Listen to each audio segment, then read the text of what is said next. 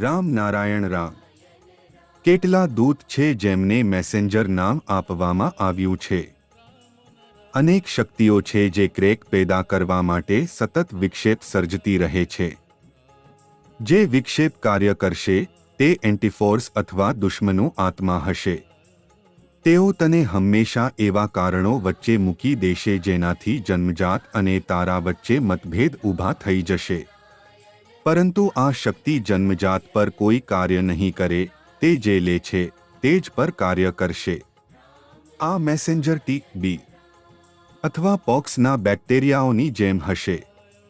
જઈને આ રીતે ઘણા બેક્ટેરિયા છે જે આપણા શરીર પર હુમલો કરીને તેને નષ્ટ કરી દે છે.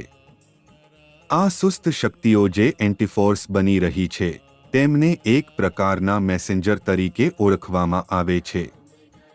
આ દૂત હંમેશા તેમના સાથે રહે છે જેમણે લઈ શકતા હોય છે. તેઓ મહાન લોકોના પાછળ રહીને કશું લેતા નથી, તેથી તે સંઘર્ષ પેદા કરતા રહે છે. આ પણ એક નિયમ છે.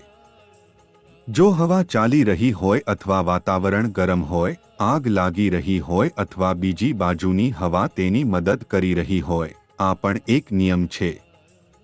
આ રીતે આધ્યાત્મિકતા પર સરળતાથી ન જઈ શકાય. માત્ર પ્રેમ અથવા મોહ પર આધાર રાખી રહેલા વચ્ચે પણ ગડબડ કરવાનો પ્રયાસ કરવાનો પણ એક નિયમ છે.